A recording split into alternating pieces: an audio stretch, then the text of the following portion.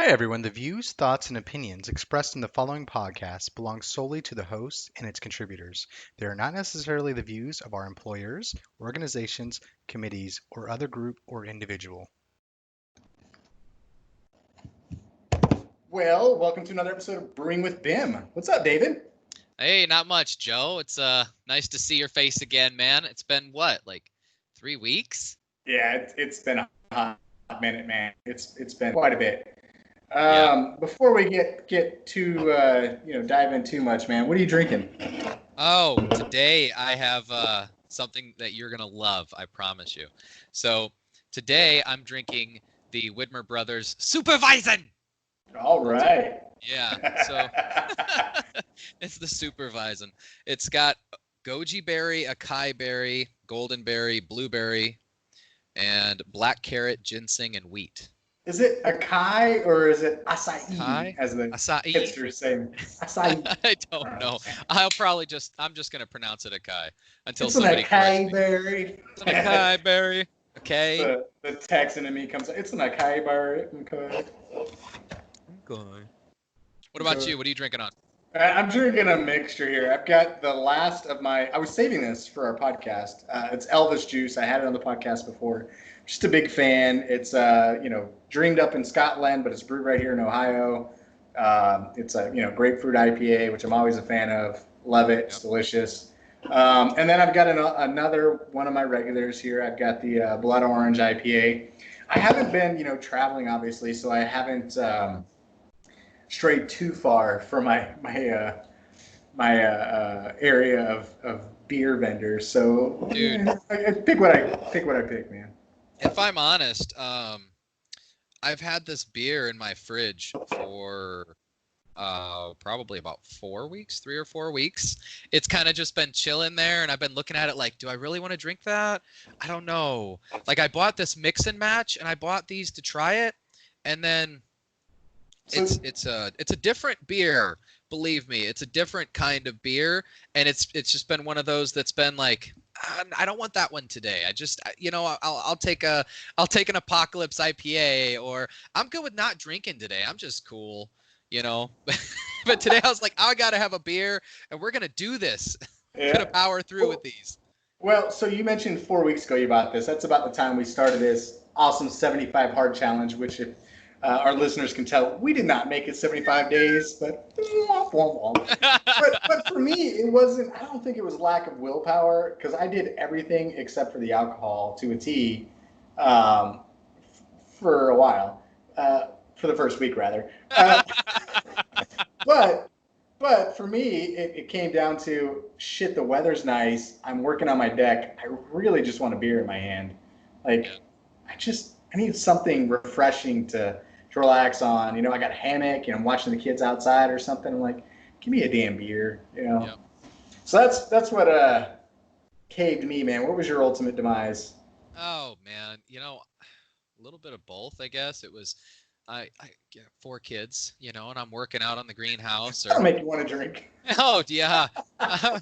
I need a break. Oh man, there's a beer in the fridge. And of course Adrian, she's sitting next to me and she's got a beer open and I look at her and she's like, I'm not on your diet. Like, I love ah you, man. yeah.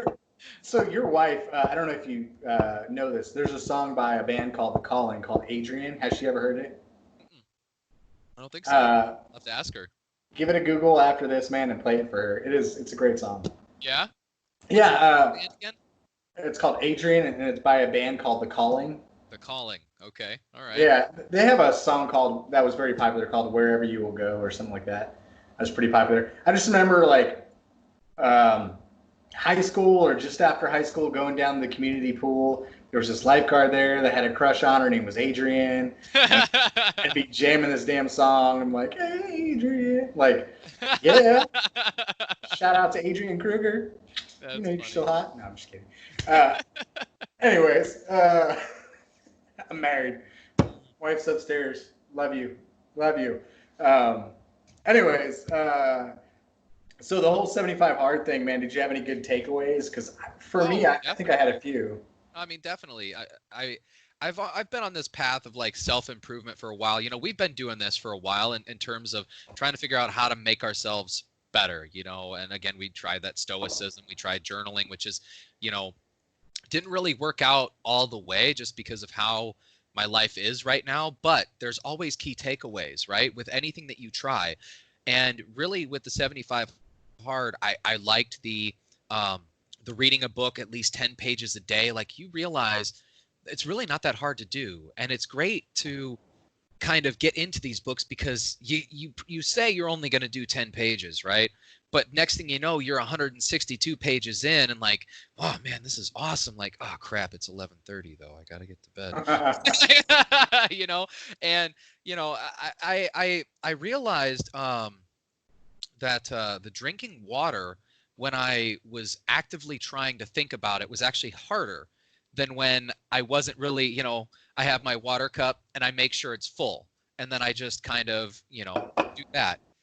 Well, I realized that I'm like, man, am I drinking enough water? Am I drinking enough water? Am I drinking enough water? It was actually kind of instilled in me already from the Army. So it wasn't really too bad, but it was a little bit different to think about, right? Like, you're actively like, man, how much is in here? How many of this do I need to get 1 gallon? But other than that, dude, yeah, it was great. Now, the working out twice a day for 45 minutes, that one was hard for me, though. I'm not going to lie. Like, at first, it was cool because I'm like, yeah, I'm just going to do a 45-minute walk in the morning, and then I'll do one, you know, during lunch or right after work. But it got pushed. I could see that the more that I was working, I was like, I really need to stay in during lunch and do this. And then I was on the greenhouse project, and I'm like, it's really nice outside, and I really want to get this done. It's been raining for the past 3 days. I got to make some progress, you know? And sometimes that's just life. But there's other key things still there for me, like reading. Hey, it's raining. I got a little more time to read this book. Well, you live in Oregon, man. You're gonna have plenty of time to read. Oh, yeah. It's always raining. Actually, someone told me that it rains here in Pittsburgh almost as much as it rains, or as much as it rains in Seattle. So I don't know, man. We'll see. Maybe I'll have some time too. Yeah. One big thing I do notice, though, is we don't really get the Midwest thunderstorms. You don't get those, you know. There's no thunder. When I lived in Oregon, I didn't hear thunder maybe once in the 6-7 years. Yep. It's crazy. Out there, it rocks your house. I was in Kansas City, and I was staying in a hotel, and I swear, I thought we were taking like incoming because the hotel shook. It shook. It scared the crap out of me. I jumped up out of the bed. I'm like, what is going on? And I'm like, I'm in the hotel. I got to open the curtain. I go, you know, and you're looking around like, we're all good. Okay. Yeah. Yeah. So my kids hadn't heard thunder and lightning, really seen lightning until we went to the Bahamas. I don't think maybe it was last year. Yeah, it was last year. We were at the Bahamas. And we had to stop in Houston, but we had a layover because it was flight delayed to the next morning because of the thunder and lightning. My kids hadn't heard thunder and lightning until then. And I'm like, shit, I grew up in Dallas, like north of Dallas. I can sleep through a thunderstorm. Yeah. Not anymore, dude. It's crazy. Like, I grew up in Indiana, Northwest Indiana, and there would be some of them like that would really wake you up, and you'd be a little nervous because of tornadoes, right? You got to know when it takes a turn, like the weather takes a turn, everybody's got to move. Like, we got to go down to the basement. But out here, I'm spoiled because it's like you don't pay attention to that anymore. It's like, oh, it's raining. It's a nice little pitter patter. It's not even a hard rain. Like, just a mist, man. Yeah, it's like a mist. Nice kind of, you know, you don't get the torrential downpour or the like tropic rainstorms that you get in the Midwest. It's nuts. In Dallas, man, it'd be raining so hard your windshield wipers can't keep up. In Oregon, it's that Hawaii mist where it's just like in the air, just misting. And I'm like, oh, this is refreshing. If it wasn't for the downfall for Oregon is the gloom and doom, you know, the 4 months of like no sun. Like that to me, that was the hardest part about living there. And I don't really think it affected me too much outside of, you know, going to work it's dark and coming home it's dark. That sucks. Yep. But you get used to it after a while. Got to keep up on the vitamin D. That's it, man. And you just got to get outfitted for it. I realize, like we got all the kids what we call puddle boots, You know, so we got them all puddle Gosh, boots, got them rain jackets. Oh yeah, dude. We'll take walks and go for bike rides or go for a hike. Got them all like these water shoes that we can use that are still good for hiking. The north side, I think they are. Fred Meyer has sales on them every once in a while, so I'm like, yes, here we go. nice. Yeah. Man. Yeah, I don't know. I miss it. I do. I haven't really been able to settle Explore. in. Yeah, here. I Yeah. mean, so we lived in hotels for the first 2 months when we lived here till like September. Yep. And we were going to New York and Texas and all that stuff while we were here, so we weren't really here. And then so September we're here, and then all of a sudden I'm on the road like nonstop every week except for like 3 weeks.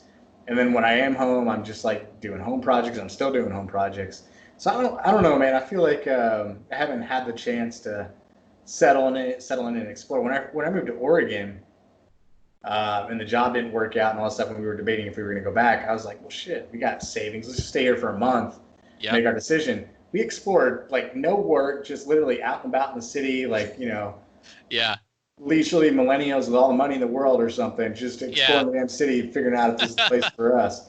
And we loved it. It was great, except for, the commute to family. But it was great, man. But anyways, man, I want to get back to 75 Hard real quick because I did have a key takeaway. Okay. And for me, we done, read into the Stoicism. We did the Marcus Aurelius book, all that stuff. And the big thing for me, outside of keeping up with reading and trying to drink more water and exercise and all that stuff, was just being more mindful, about the things that I'm not doing and how much time I actually have.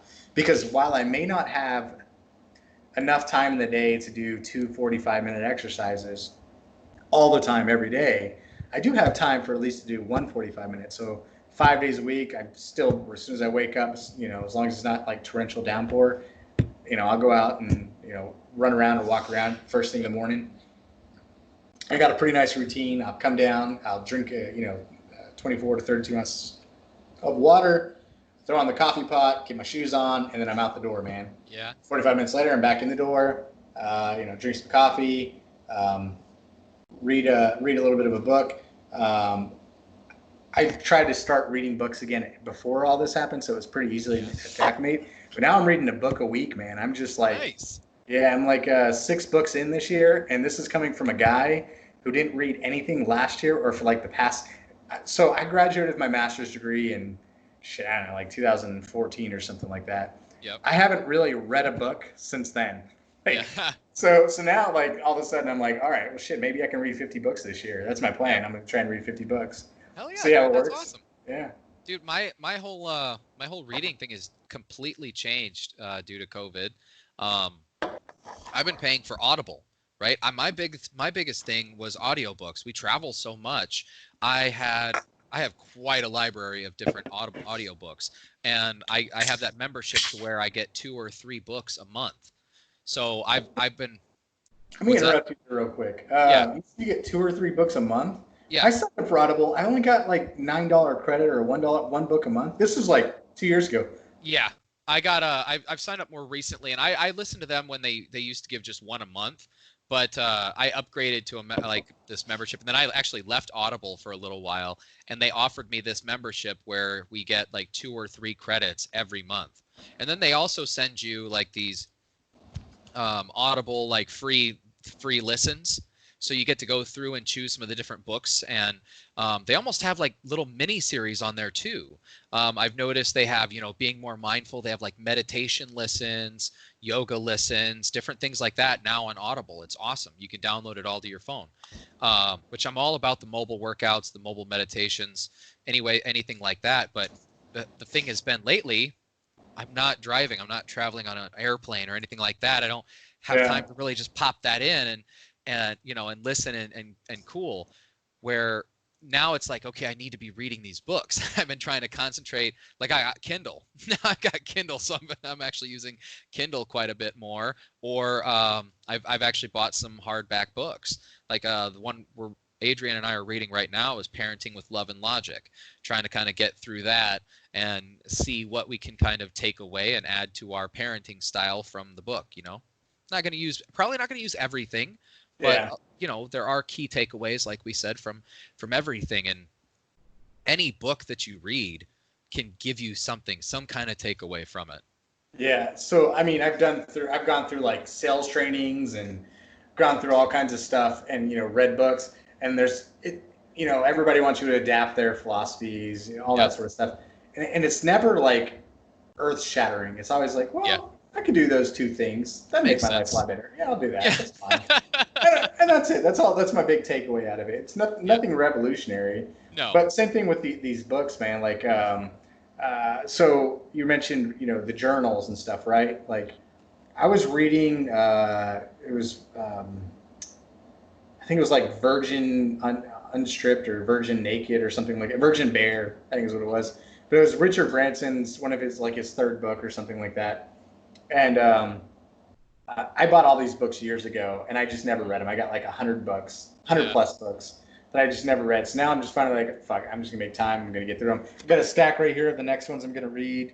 I'm finishing up like the Challenger sale, and then return right at Machu Picchu. Machu Picchu. It all changes. It doesn't matter. Yeah. Like, I gotta change it and figure it out. But anyways, the Richard Branson thing was the big takeaway for me was, keep something that you can erase nearby, like a journal.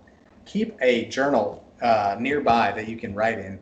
I usually, we're tethered to our phones. We keep this stuff pretty close.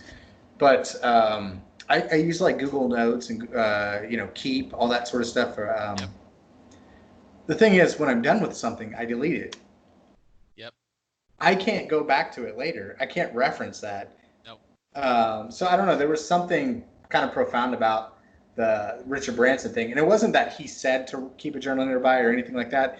It was because he kept referencing his journals, and he kept like, "Oh, I had this scribbled out," and like he had it, like Yep. something that he could go back to later on. It's like, man, I'd really like that. I'd like to know what I was thinking about, how I was Yep. thinking about something, 10 years ago, or Yep. 10 years, Dude, 10 years from honestly, now, look back. yeah, it's great. I mean, I think that kind of goes back into like what we were kind of experimenting with journaling, and not just in a sense of looking at your everyday, because that's what we were looking at. You could write down your morning, like what you wanted to do that day, what you did at night, and then you could kind of analyze it. But if you think about it in that sense, it gives you the longevity to look back and say, what did I do here? What did I do there? Or how have I grown? Right? Yeah. And even then, from me, I think about, you could also write down your mistakes. You could also Yeah. write down things that you learn, and then it's something to reference in the future. Like, just look back and like, man, yeah, I'm right. And it's a good way to kind of, I don't know, find yourself, but also help kind of keep track of everything, your thoughts, and ways to better yourself. Yeah, I think that's really important. I think documenting things is great. I mean, it's one thing to, always record stuff with video because then you have a record of what happened. Yep. That's one thing, right? That's totally different. For me, what I want to do is I want to be able to document why I made a certain decision. So if there was something that happened, like something I was thinking that day, something that was like, kind of maybe not pivotal, but something that was bigger than a normal decision. I want to know why I thought that. I want to Yeah. be able to go back, 5 years from now and be like, oh shit, I did that. But why did I do that? Like, I want to be able to like sit down and be like, man, okay, this is what I was thinking, and Yeah. be able to pull from that, be able to learn from that, grow from it, Yeah. and compare myself against it and say, would I think like that today? No, but here's No. why I would not. And that whole stoic journaling thing was a good experience. I think the hardest part was analyzing, at the end of every day and then getting up every morning and kind of doing the Trying to lessons start learned. new. Yeah. Yeah. Yeah. It's like, It's shit, always how am I going to hard. apply? Yeah. Yep. And then you have to stay cognizant of that. So we're talking about staying mindful. You have to stay mindful of that all day. You really Yeah. have to think about these things. And like, it's funny, my takeaway from a lot of that was um, controlling your emotions, not being reactionary, right? But learning and really adapting, right? Learning how to again, adapt to every situation. And it's funny, but I'm trying to teach my kids that right now, right? Like, I know this is hard, but you cannot react in this way. You cannot react with these emotions. You need to think tactfully and how you think that you should react. And with my kids, it's like they've been hitting each other and fighting it, or Rose will just do so. Actually, she took Gabriel's Pokemon book and Oh threw it in no. the pool. She threw it in the pool. Dude legit cried. He was so upset. He's like, my book. And I had to talk to her. Like, she was really upset, but I had to say, look, how did you make him feel? Like, no matter what he did to you, what he said, like, I get it, but what you did there, what you chose to do right there, you need to look at how you're going to make that other person feel. Yeah. Like that, you need to think about that before you do these things, not just use your anger or use your emotions and say, screw it, do this, because that lets your emotions control you. So my daughter's 7 now, and I feel like we're having this conversation all too often. Yeah. She'll, act out. We watch. My kids have horrible record with screen time. They watch shit all the freaking time, man. and this COVID shit didn't help, right? So we got the built-in babysitter for one kid while the other one's in school, Yep. which is again screen time because they're learning on a computer. My wife's on a conference call. I'm down in my office trying to bang out some calls and some other stuff. And so anyways, we limit what they can watch on YouTube. Of course, they like watching people open those little blind bags, all that stupid shit. Yeah. They're always fighting over who gets first, gets to watch their video first. They get 10 minutes each right before bed. That's it, of YouTube videos. And my daughter last night or night before last night threw a hissy fit, like just lost her shit. Like, this is my turn. He watched yesterday. And I'm like, I don't remember who watched yesterday. But the fact that you're having this attitude with me shows that you have something to learn. Yep. And anyway, she lost it. She flipped out, and I was like, go upstairs. And then she flipped out even more. But the thing that got me more than anything, and I have never called my daughter this, my kids, I make sure they don't hear this word, but my daughter was upstairs saying, I feel like I'm such a loser. I feel like I'm such a loser. Dude, broke my heart. Dude. Broke my heart. I'm like, where did you learn this? Like, I would never give you like that. So kind of had to like, all right, well, get out of discipline mode, get into like, all right, let's be logical. Let's, you're talking about this love and logic book. Let's be logical about this. Dylan, my daughter's Dylan. Why were you acting like this? You were behaving like a 7-year-old, and yes, that's fine. You're 7 years old, but it's still not acceptable to act like that. So, was that okay with you? She's like, no, it wasn't okay. I was like, but are you still my daughter? Do I still love you? Are you still a winner? Like, you're still an amazing kid. You had an outburst. I get angry. I yell at you. Yep. She's like, yeah. And I'm like, do I think I'm a loser? I said, no. Like, I'm like having to like coach her. Like, just like, man, I can't believe like that crosses a 7-year-old's mind. Like, there's shit today that you and I didn't think about that kids, have to go through, I guess. I don't know. Yeah. But anyways, man, this is Brewing with BIM, god damn it. So tangents we're known for them. I don't think this was this is like this is setup, guys. We're building. Nah, we'll get to it. We'll get to it when we get to it, guys. We'll talk about some BIM in a little bit. But so we've taken like a 3-week hiatus, and it's mostly my fault, so I apologize. This deck, like, it started with just replacing some deck boards, and then all of a sudden it's shit. I got rot here. These stairs are rotted. Like, I rebuilt everything, man, and maybe I'll get some photos up when it's all done. I'm doing spindles, and then I got to do some stain. Hopefully, I'll have most of this done by the end of the week. But that's awesome. But it's funny. Actually, tying into BIM, we can do it already, right? Because I got my project, my greenhouse project.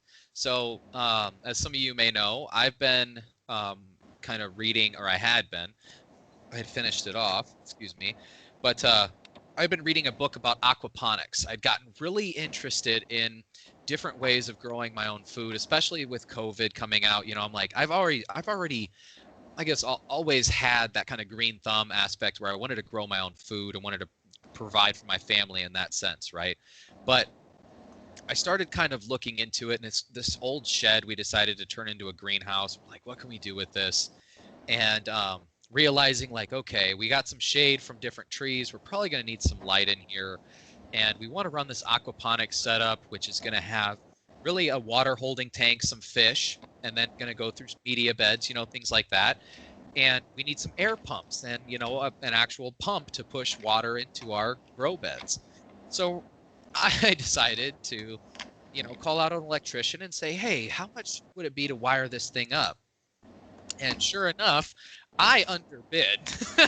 I was underbidding, and it came in quite a bit over what I thought it was going to be. So I've decided to reposition and kind of adapt what I have, right? So I built this little, it was almost like a U-shaped fish containment tank out of 2x4s, and I got some pond plastic and kind of put everything together. Well, since we weren't going to use that, I decided to take those apart, put some plywood on the bottom, and I'm going to use them as planters on the deck. Nice. Yeah, so that's my kind of next project. But the funny thing is, with these projects, you start out thinking it's going to be so easy and it's going to be quick. It's not going to cost me that much, right? No, we got this. And then next thing you know, you get into it and you're like, whew, all right. How do I do this? This is kind of worse than I thought, but it's doable, right? It's still doable. And then you get more into it, and then you're like, all right, so now I'm really into this, and I just got to finish this out. That's exactly what happened, man. I was like $300 into the deck. I replaced some old rotted deck boards with some, composite. And I was like, all right, I'll just, drop these boards down, then I'll restain the deck. It'll be good to go. We get into it and we realize, I'm pulling off all these boards, and I finally start to look at the structure of this thing, and I'm like, yeah, I don't think this is going to work. So I started moving stuff around, and then I realized, oh shit, like there's like 6 screws holding in these stairs. My stairs go all the way up. It's, a full, Yeah. Goes all the way to the so my back of my house is a walkout basement. Oh, okay. Walks out ground level. So my deck is technically second floor. Oh, okay. So yours is the same. It's mine too. Yeah. I was gonna say my stairs go straight up. Yep. Yeah, so my stairs were straight up, but I had no post underneath the stairs. Oh. And they were old and rotted. So the only thing that's holding the stairs up is the weight of the stairs against the deck itself. The deck itself. And there's like 6 screws in it or something like that. And we're not talking structural. We're not talking lag bolts. It was screws. They were deck screws. That's awesome. Half rotted through. My house was built in '98. That wood's original to the house. Yeah. So and it hasn't been stained once since the original. I guarantee. Like the people that lived here before me, I think were the original owners, and they had no sense of maintenance or upkeep. Yeah. So I started looking at that shit, and I'm like, this isn't gonna work anymore. Yep. So I sank 6 new posts. I actually built a landing, so it goes down, and then there's a landing, and then it comes out to the yard. Okay. Yeah. So we're like repositioning all that stuff, messing with structure. There's some 2x6s that hold up. Most of my posts are 6x6s, and they're in concrete, not right up against the slab. But then I've got 2 6x6s that hang out 4 feet past those. It's kind of the overhang, the landing at the top of the deck, and it just hangs over. And I'm digging down like 3 feet in the ground. Yep. And I'm like, all right, I want to see. These are rotted out, so I'm gonna have to dig these out, replace. There is no concrete in the wood. Like it's just wood in dirt.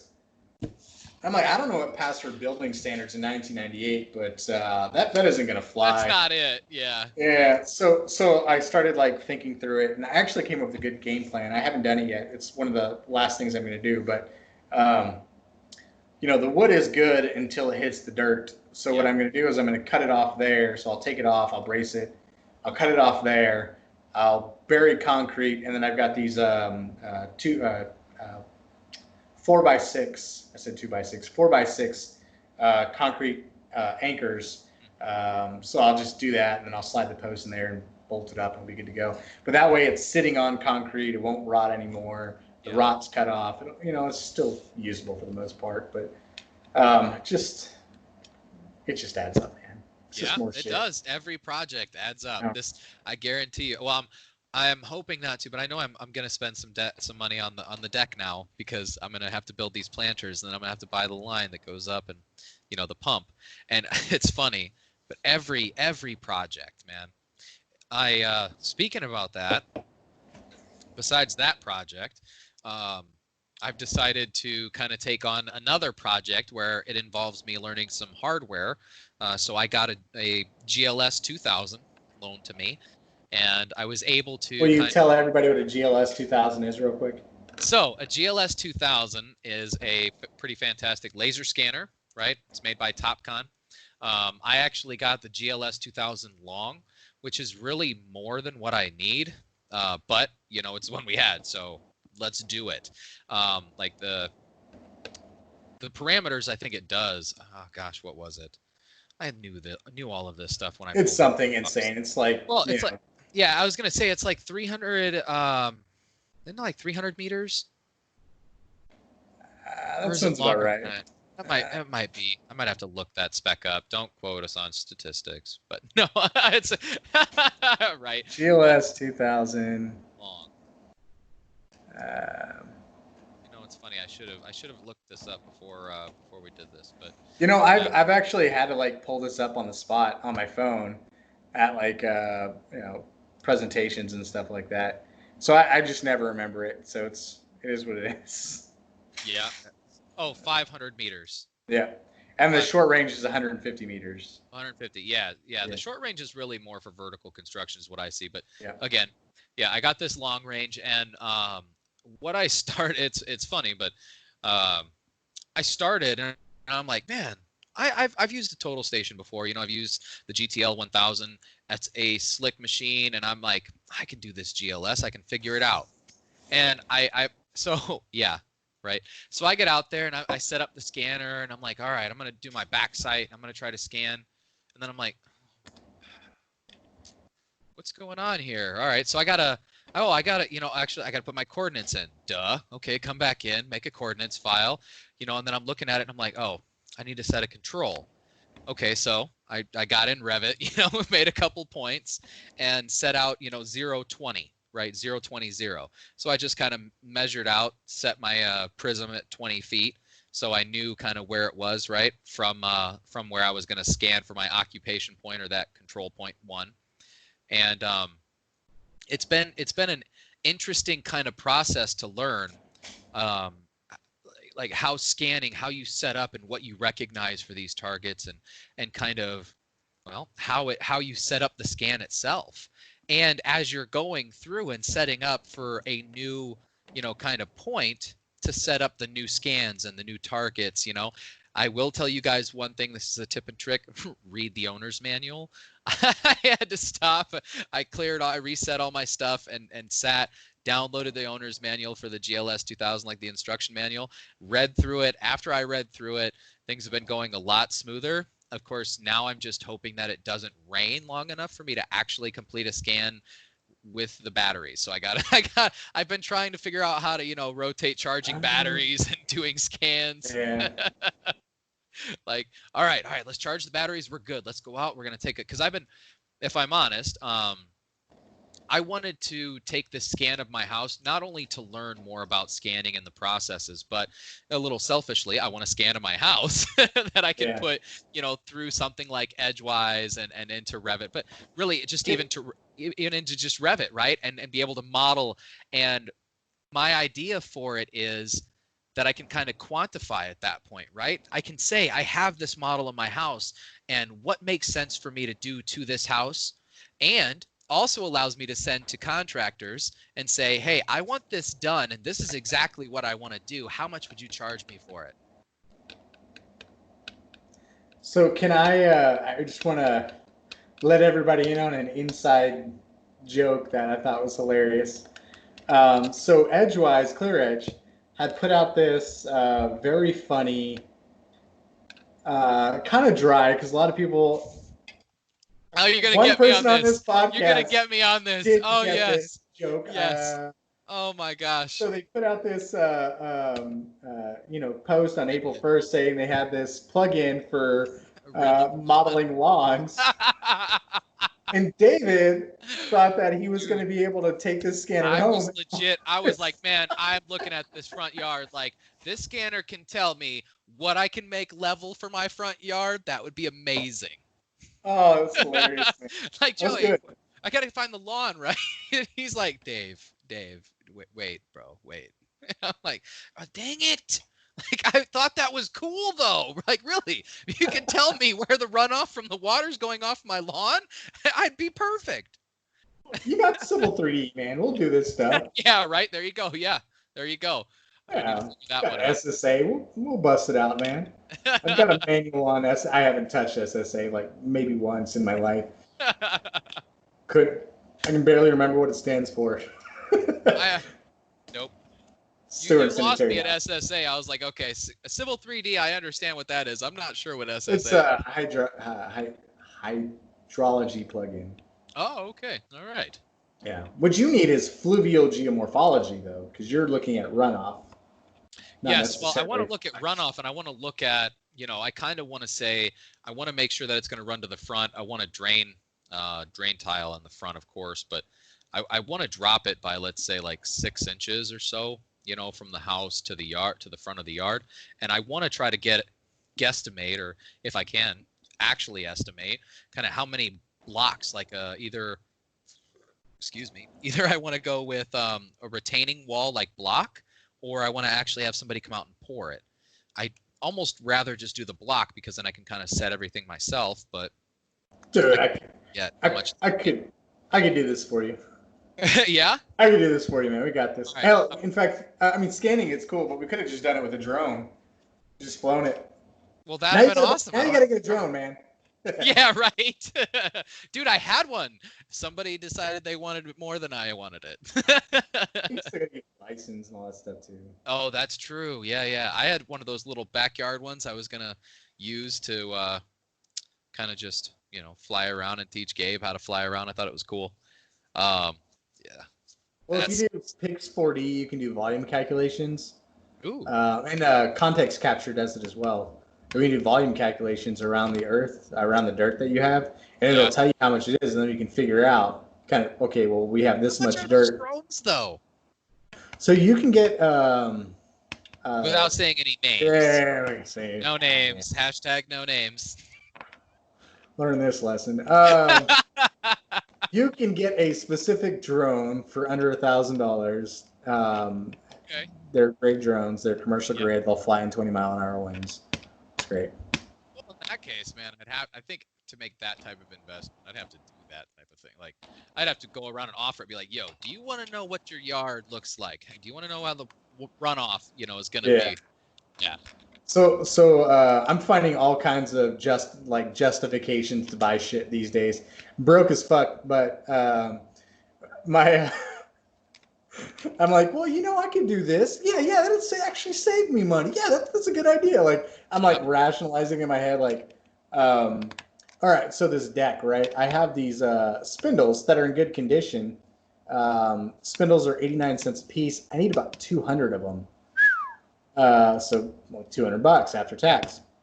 So I was like, well, I could spend $200 on that, or I can buy a surface planer and then just plane every one of them, man. And that way, at the end of this, I have a damn planer. You have a tool, yeah, exactly. Yeah. I sold my planer joiner. I had this Craftsman planer joiner in Oregon in my little shop. Yeah. Before moving out here, I sold it because it was a beast. It was like a 1980s model thing. It was freaking tank, man. So I got rid of that. Now that I'm out here, I'm like, shit, I can just go get like a Ryobi or cheap whatever $250 surface planer and call it good, man. Yeah. That's what I think I'm gonna do, man. So justifying that, and then there you go. What was the other thing? So we have this gentleman that works at TopCon. His name is Pat Moran. Shout out to Pat. Pat's got a pretty cool side hustle. He does photography for real estate. Uh-huh. He's got this awesome DJI uh, gyro. Like, you move it around and all that stuff, and it'll follow. You can actually set it to track somebody. So if you move your hand over here, camera's still looking over there, following. Oh. It's like $150 or something like that. It's very inexpensive. But my daughter wants to start like a YouTube channel. So I was like, we could do that. That way I can buy this gizmo. Yep. So Yep. here I am, just like trying to justify everything. Oh yeah, dude. Actually, I've been justifying quite a bit lately. I've actually justified my way into building an AR-10, which is pretty fantastic. I'm excited, but a little bit nervous about it, right? Because the more I research about it, the more that I'm learning. Oh, okay, all right. Gen 3 might not work with Gen 2 or Gen 1 with this certain manufacturer because they might not make this style or this style. It's been interesting, but I've been getting more into hunting. I'm big into fishing, hunting, being outdoors, camping, just kind of connecting Country with. boy will survive. Yes. Oh, dude, I was telling you about that video earlier. That's pretty funny. We got to post that at some point. Yes, we do, man. Yeah, got to post that. At some point. David going wild on a pig, man. This is great. This is great. Put this on our Oh, man. channel. Oh, but I'm really big about stuff like that. And I've been, like I said, justifying that. I was like, man, I can if I can build something like an AR-10, that could be like a deer, elk, and bear gun. There you go. Yeah. I don't you're gonna do the Creedmoor though, right? Yeah, the 6.5 Creedmoor is what I want to build instead of the. It's 308 or whatever. Yeah, it's essentially like a 308. Yeah, I found that the ammo is a little bit less expensive, and they're actually a little bit more accurate. It just got there's a lot of different things that go into it. The barrel, like all the gas blocks and the triggers, and there's a lot of different kind of parts that go into a rifle, but everything that makes it work and perform better at longer distances. Yeah. And actually, if I could do a couple shout outs, man. One, I actually it's your podcast. Well, shout out to whoever you want. Yeah, yesterday I got accepted as a pro, like a staff member for the Fallen Outdoors here in Oregon. So the Fallen Outdoors is a veterans group, and what we do is kind of help take veterans out fishing, hunting, kind of camping, geocaching.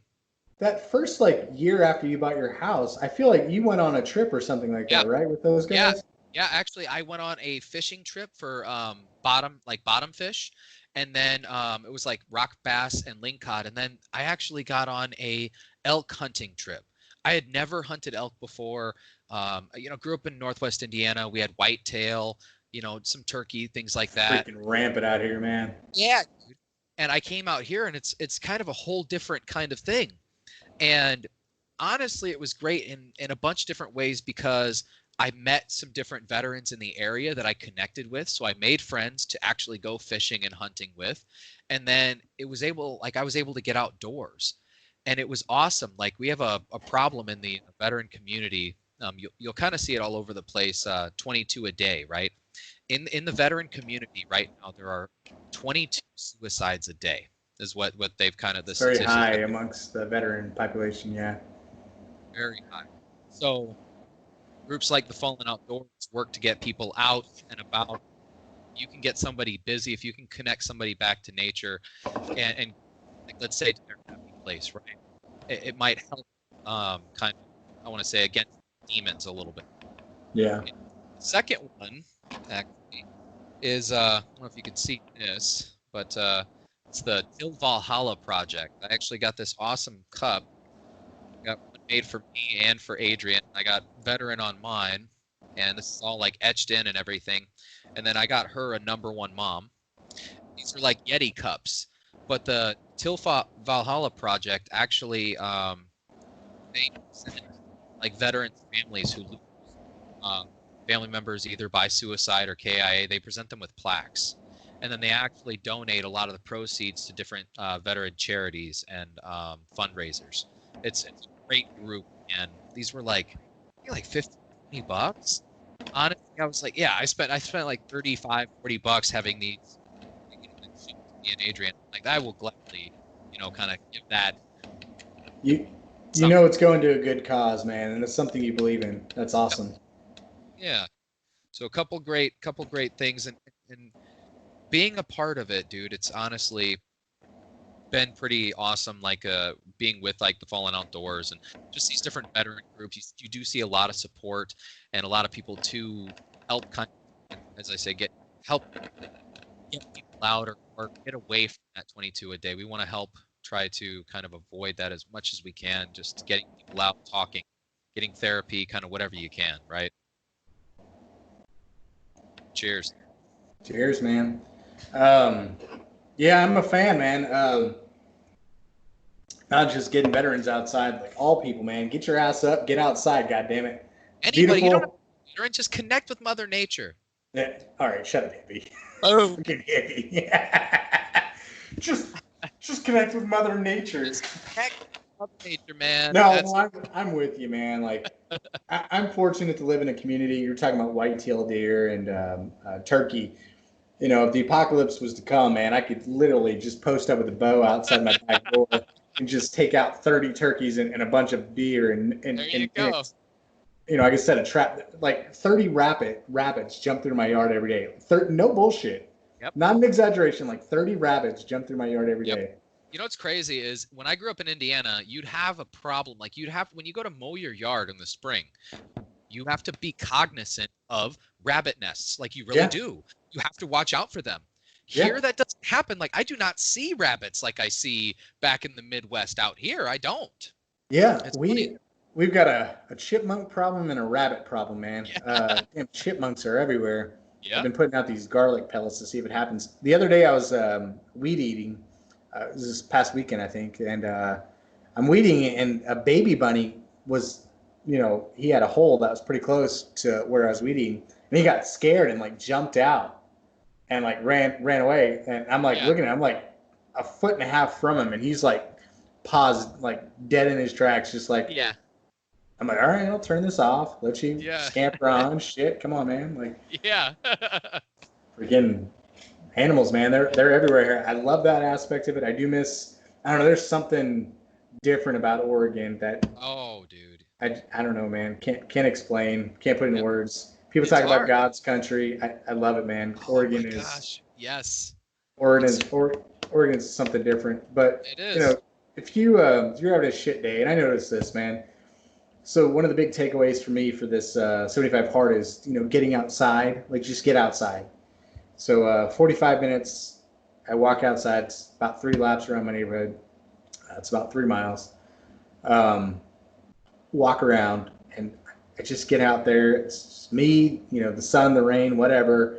And, you know, I live in the suburbs, so a lot of freaking houses, but just animals running, scampering. You know, I see them whipping through the road, just running through people's yards, eating people's, you know, dandelions and, you know, weeds or whatever. I look down through the creek and I see like just a pack of 10 deer, like just hanging out. Like, I don't know, man. There's something about it. And then Yep. you know, I get inside, I read a few pages, and I drink some coffee, and I come down here and I get to work, and my day is instantly better. Like, Yep. I've got this, you know. So there was this naval commander who gave this commencement address a few years ago, and it was this whole thing about make your bed. You know, like get up, achieve one thing. No matter what, if you make your bed, you've accomplished something throughout the day. So no matter what, it's drilled in me. I wake up, I make my damn bed. First thing I do in the morning, I make my bed, get dressed, go downstairs, I start the coffee pot, and then I go outside and I walk. That walk does more for me than all the bitching and bickering that I could do in 3 hours, you know, complaining about something. That walk puts my head in the right space. And I feel like I just have a lot better,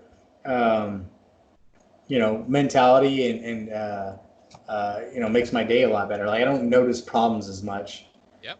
So just, you know, you're talking about communing with nature and all that shit. It just, Yeah. it's not just hippie love, man. I feel Nah, it. It's great. We all it's need true. it. You're talking know- about, you were talking about, sorry, man. One second. I just want to run with Oh, this. you're good. Yeah. You were talking about,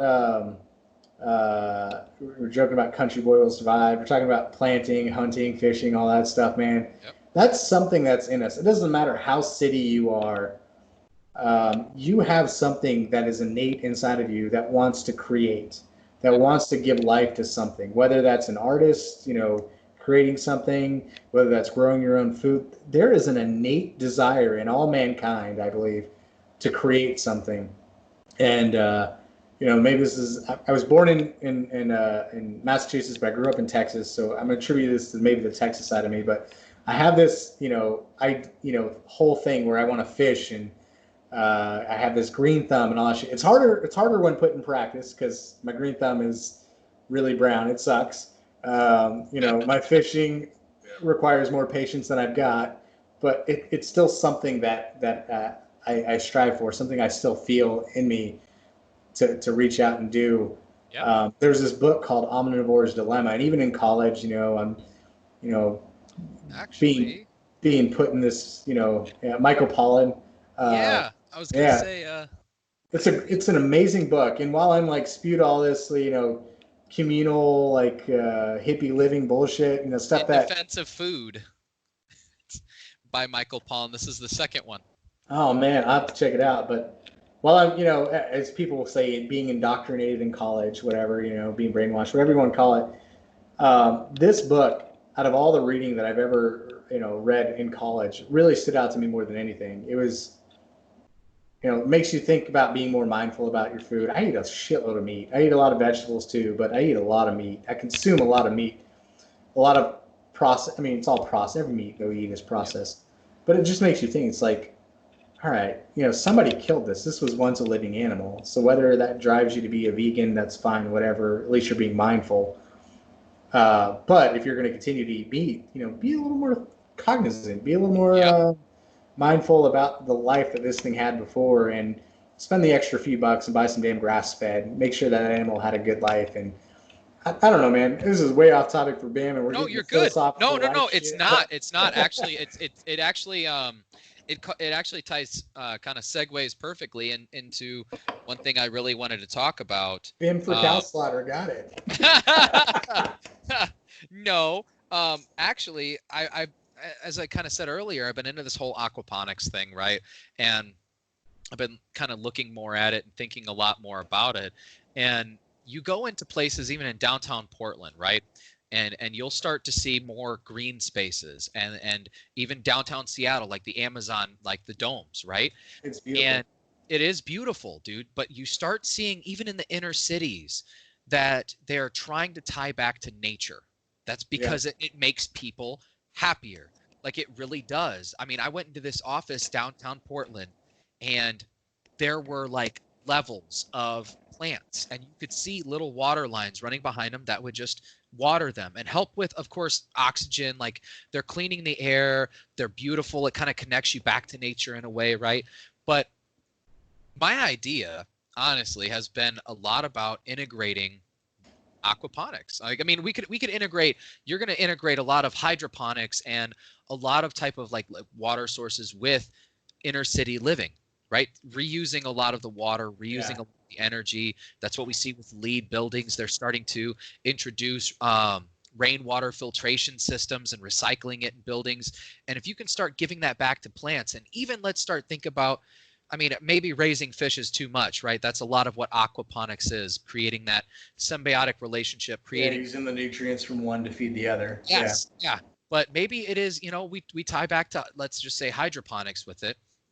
But it's all about growing not just our own food, but growing, like, I want to say nature, but growing flowers, growing trees, yes, growing food, because a lot of these buildings can, in that sense, give back. They can be used, because as we're seeing, vertical farming has taken off, right? If you don't have the entire building space to lay out like all of these plants, if you have height, you can go vertical. Well, this is the future of city living. At some point in time, we are going to need to clean the air. Yep. At some point in time, we are going to need to figure out the food desert solutions. We are going to need to start planning all this stuff. And the proposed future is very green buildings with plants growing inside or on the outside, and green roofs are already trending. But just kind of building on all that stuff, reusing rainwater, Yep. all that stuff's happening. It's stuff that, or it's planned for, or at least imagined, I guess. Yep. So it'll come to fruition eventually. And there's a lot of cool stuff that happens. If we do want to tie this back to BIM real quick, the one piece about BIM in this conversation uh, is Yeah. Right. we That's can that's we the one can piece to talk about. yeah, we can plan for and engineer these beautiful spaces. You talk about like green spaces in cities, turning brownfields into beautiful parks. The High Line in New York City comes to mind. Like all these beautiful once destitute places are now kind of being revamped and providing something for the city, like real value for the city, intangible but yet real value. Yep.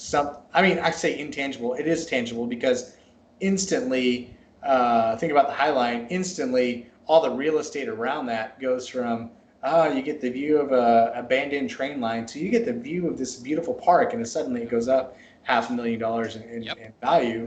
Like there's a tangible value too, but there's an intangible value that happens to people's soul, to this is me being a hippie, but to Nah, like dude, you're right. their state of mind. Like Yep.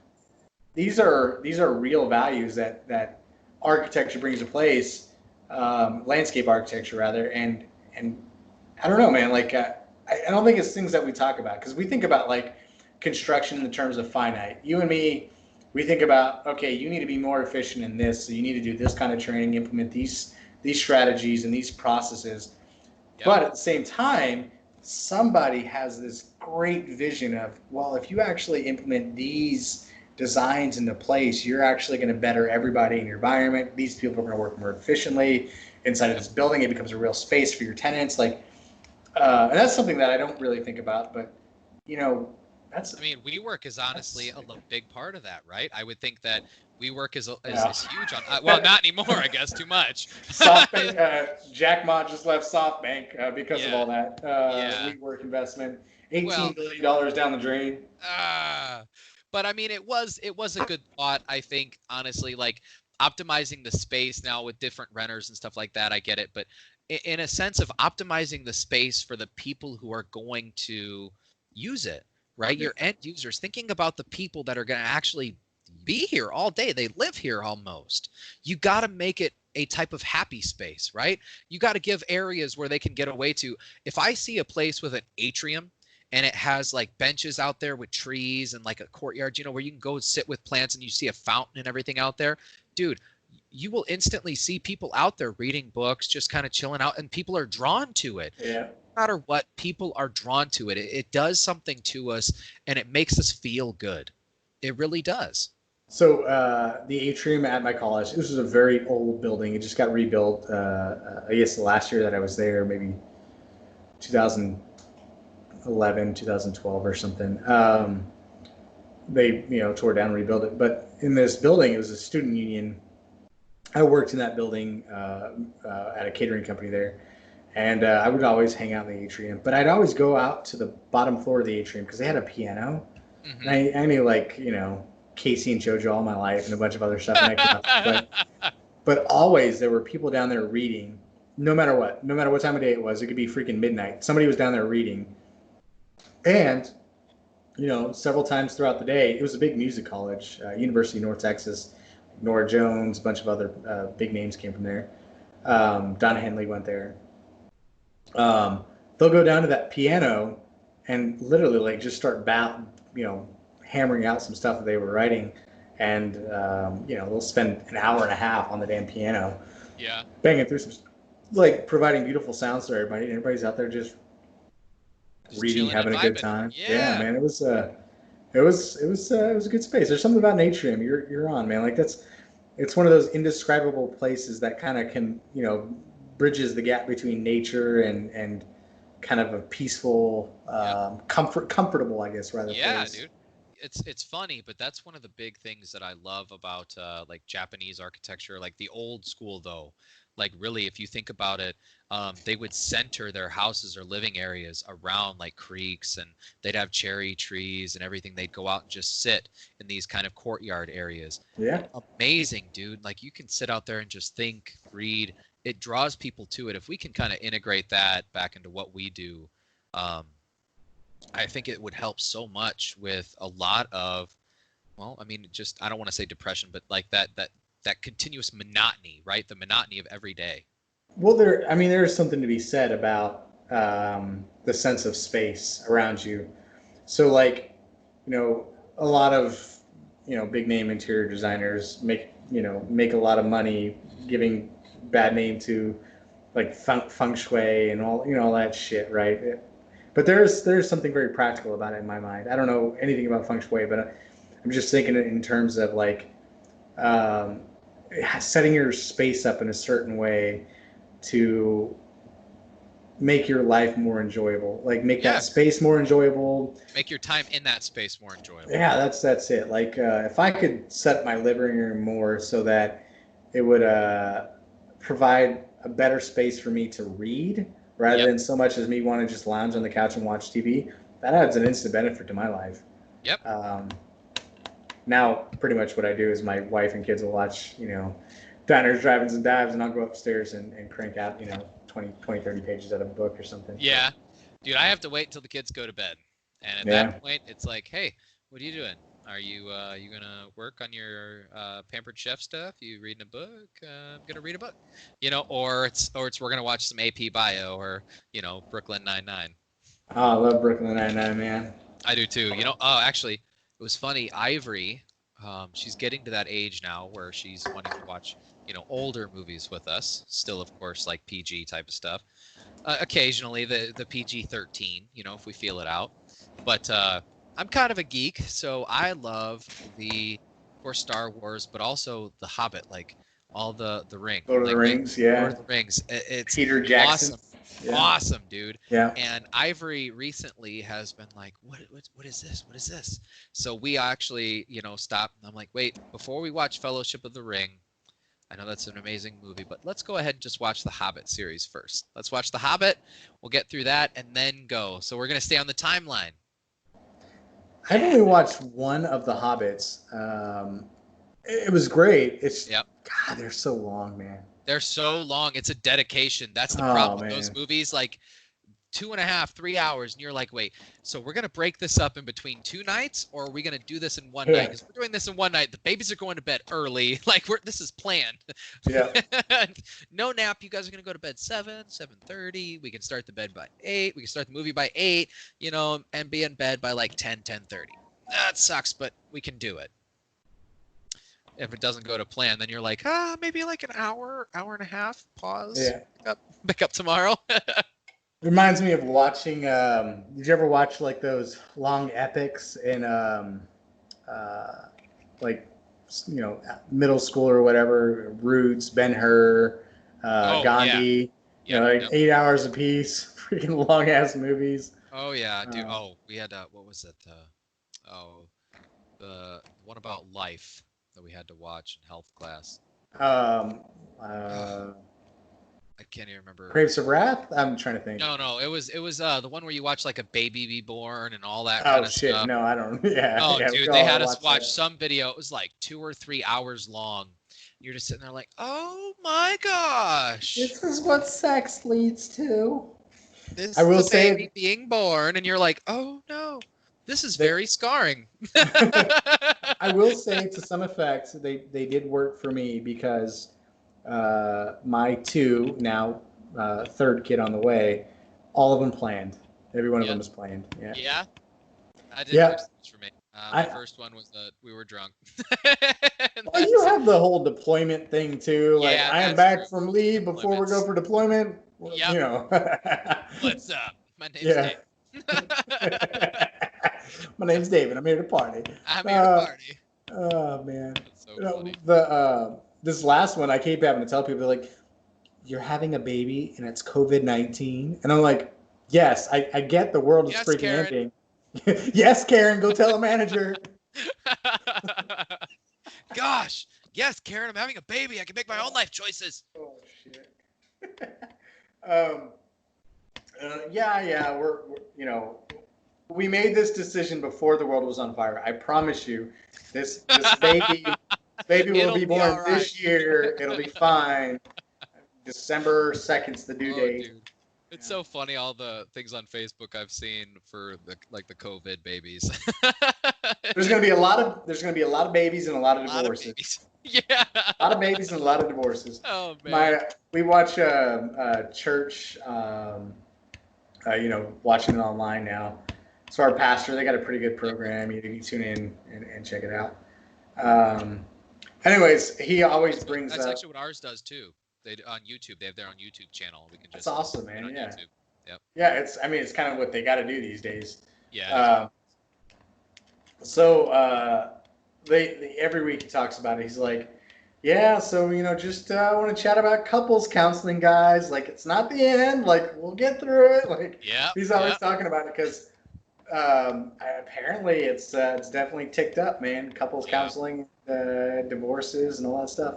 It's on the rise. Yeah. Man, I just, the whole in sickness and health, I figured that would have covered COVID-19, but I guess it doesn't. Right. Honestly, I don't know. Yeah. That's weird. But anyways, now to a less dark subject. So you've been playing with the scanner. You've been doing some outside stuff. Have you been doing any interior? Not yet. No, I've been trying to figure that out because I realized a scanner, usually you need kind of 2 targets in the scanner. So I'm trying to finagle with 1 prism. Well, I told you about the don't shoot targets, take the scans, and then we'll stitch them all together at the end. Yeah. And that's really what I'm going to probably... I haven't had a chance to get back out in the rain to try that yet. So I was still kind of wondering, like, what I wanted to do is, because I'm lazy, honestly, is that I want to try to get it to recognize a prism in most of the shots in terms of as something that I can recognize from the scan so I can line it up, right? But as you said, a lot of times people will use the exterior building corners and things like that, rotate up and set. Interior, I'm finding corners of walls, door jams, whatever. And I'll stitch it with, Recap does a pretty, preface. Recap is not the best tool, but it is a great tool for getting into really Revit and all that stuff. And it's great because it's included with the AEC collections. Yes. So it's my go-to. But and Recap Pro is actually great with like UAV solutions, and it's great with automatically registering the data. It can actually do that cloud-to-cloud type of stitching and automatic registration of targets. But And so we prefaced it. We like Recap. Recap's a great product. But as far as a scanning solution, there are there are a lot of great scanning solutions. So if you get like a TopCon scanner, get the software called Magnet Collage. Yep. It has more features, more powerful. Because in my mind, it's actually built for processing scan data. Recap to me is a way for us to get from one entity into another. So point A to point B. It allows us to take scan data and get into a design application. It's not the processing. It's more of a post-processing in my mind. Yeah, but collage is really processing. That's going to tell you where in the world it is. It can, there's a lot of it. But that said, at its very core, I can take any scan data, I can run it through Recap, UAV data, doesn't matter, and I can stitch this stuff together. So it does a phenomenal job at this. Sometimes it requires a little bit of manual manipulation. Like sometimes it'll do the auto registration. It'll be like, oh, well, clearly these 2 lines overlap, or this door jam, and you might have to, and you might every once in a while have to go and click like, okay, if you can recognize something in this one to this one, and then kind of click it and say, okay, this is this, and then it kind of matches together. Yes, just make sure that whenever you do this in Recap, you make sure if you're going to your design applications, change the output from meters to feet, because this stumps everybody. Yes, stumps everybody, dude. every person. That's such a weird thing, and it's so funny that it does that, because you wouldn't think if you imported it in survey feet or decimal feet that it would transfer over to meters, but it does. It does. Well, it's a weird thing to think about too, because if I remember correctly, Recap was a U.S. application. In fact, I think it was built here in Pittsburgh, Pennsylvania. I think it was where the company was originally headquartered.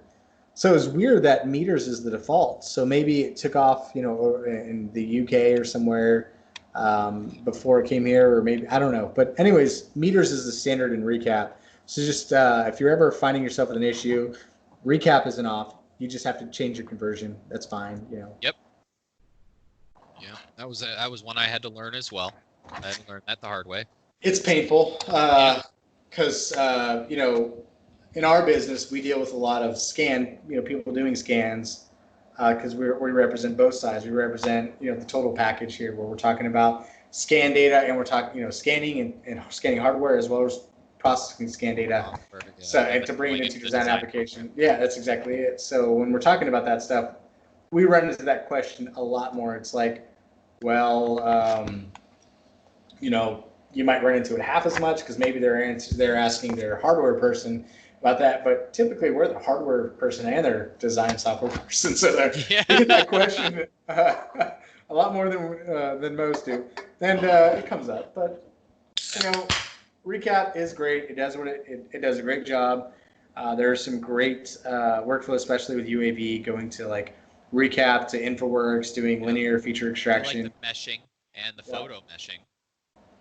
Dude, that I haven't photo played too meshing much. was legit. I gotta play with that more. Honestly, I Yeah. was very excited about that. So I played with, I think it was like ABC Photo or something like that. 123D. I don't remember what it was, but there was an app they had a long time ago before it was all rolled into Recap, where you just take photos of something with your phone. Like I take a photo of this beautiful beer can and go all the way around. And as long as I got enough photos, it's stitching it all together and it creates a 3D model. Yep. So before that was in Recap, it was a separate app, but now it's all in Recap. Right in. Yeah. Dude, speaking of being within, I was pretty excited about. I know we've already talked about this, but that Dynamo 2.5 being right in Revit, that was pretty exciting for me. So you and I are going to get to spend a lot of time talking about Dynamo. Dude. For work, my man. We are doing this. For our listeners that don't know what the Festival of BIM is, I should actually introduce Festival of BIM and Digital Construction. Boom! Boom! Yeah. It's such a badass name. It Yeah. really is. Festival of BIM. Where were you today? Festival of BIM. It's like, I gotta go. Why am I not at the Festival of BIM? What is going on? COVID-19. Yeah. Right? Dang, But why am I not at AU? It's the world's largest digital construction webcast, remote conference, essentially. And it's been a lot of great presentations. My only pit against it has nothing to do with them. It's Zoom. Damn you, Zoom. Fix your bandwidth issues. If you guys are interested, it's the festivalofdigitalconstruction.com, and it goes from the 6th of May to the 10th of July. So there are several webinars that are inside of there. I mean, honestly, guys, there are a lot. And I mean, I've been looking through them, kind of drooling at a few of them, like, man, I missed that one. Like, honestly, there are a lot of great webinars on there and a lot of great speakers. Yeah, and I had the privilege of listening to a few of them. I thought they were excellent. Great takeaways, very educational. Because for me, it's not, we connect with a lot of people around the U.S. And, there are a lot of brilliant minds here in the U.S., but, we get to expand that, 100-fold because Festival of BIM is global. Like we're talking to people in Australia, all around the world, essentially. Yep. That where BIM standards kind of, cemented a little bit further. The government's a little bit more supportive of the BIM initiatives, enforcing it. Like they've got national BIM enforcement, all that sort of stuff. So it's kind of progressed their technology, and we get to learn from their pitfalls, learn from, Yeah, yeah. And you're talking about Dynamo, right? Yeah, and really what we're presenting is, as you're kind of saying, how we can tie all of this together, and with others' experience, with Dynamo, we've been able to connect with a lot of different individuals through our podcast, through our work, and we're going to put on this presentation with a few of those users to talk about what Dynamo is, like how they approached it, what they've done with Dynamo, and it's super exciting to be able to talk about this. But what's funny is it's becoming more and more it's common. Exactly. It really is. Yeah. Yes. It's awesome. I chatted with, and I feel like an idiot because I haven't jumped into Dynamo with both feet like I should. Like it's been playing with somebody else's, tweaking it. I don't have the need because I'm not in production. So I guess that's probably the bigger issue. That's stopping me. But I run into people like I'm talking with infrastructure groups. I'm talking with BIM consulting groups working on large infrastructure projects. We're talking with electrical contractors. We're talking with all these piping contractors who want to kick out a surface for their machine control. Like, yeah, dude, that stuff was awesome. We didn't even think about that. We didn't think about it as an issue, or that it's a pain point that needs to be solved. And these people are doing it. There are legitimate issues that people are solving every day with Dynamo, and you get overwhelmed because you're like, oh my god, I got to learn programming. I can't do this. I'm a designer. I don't want to this. And then I chat with these people, like chatting with a plumber. I'm chatting with an electrician. I'm chatting with guys that, yes, they're very intelligent, but they have no coding background. They have no, they're just problem solvers. They're guys. They're passionate. They're passionate. They have a problem to solve. They want to cut time, and so they said, fuck it. I'm going to figure this shit out. And I chat with these people, and I'm like, shit, if you can do this, like what you're telling me is that anybody can do this. Like, yeah, anybody can literally do it. Can do it. Yeah, so it's definitely made me a bit more optimistic about the direction of Dynamo and the future of it, because now everybody's doing it. Doesn't matter if you're an architect trying to figure out new, conceptual designs and different iterations for generative design, all that, whatever. Or if you're an engineer that wants to, make sure that they're placing, the correct amount of concrete, of rebar and concrete or whatever. Yep. It doesn't matter what your use case is. We're finding it at every level, whether it's streamlining existing processes or figuring out how to work with data in a different way. People are pushing it and solving complex problems. Things that would take them hours to do, they're solving with a few hours of homework, and now it takes them seconds to press a damn button and they're ready to roll. Yep. So yeah, dude, honestly, we're finding that the ROI with Dynamo is great. It really is. Well, there's no ROI because it's a free damn product, guys. Like, I'm just saying the return of investment in terms of time, right? You're still investing time. That's still something. So at the end of the day, but that return of investment, the time that you invest up front saves you so much time on the back end. There's a gentleman here I'm really looking forward to introducing and getting on this podcast. He's a brilliant mind. And he's been writing Dynamo scripts since pretty much like day one. His scripts are like the most used Dynamo scripts to date. Like to see an issue so early on and be like, "Whoa, I guess we can solve it with this free tool they're giving us." Like, oh my gosh, like it's nuts. Yeah, honestly, I with the new version of Revit out. I got really excited because, of course, I've got a structural background, right? And I started seeing, of course, the integration more of the robot structural analysis, but also with the analysis results being tied back into Dynamo and the steel connections. Didn't they do away with robot for a while, though? Like, they did. Did that disappear? Yeah. It actually, the integration stopped for a little bit. And I think it was like a year. What was it, 2018, 2019? They're probably just rewriting it, I guess. And it's nuts, but you can choose to, kind of go through and analyze a lot of your different elements to make sure they stand up for code compliance. But you can also analyze them in terms of loads, everything like that.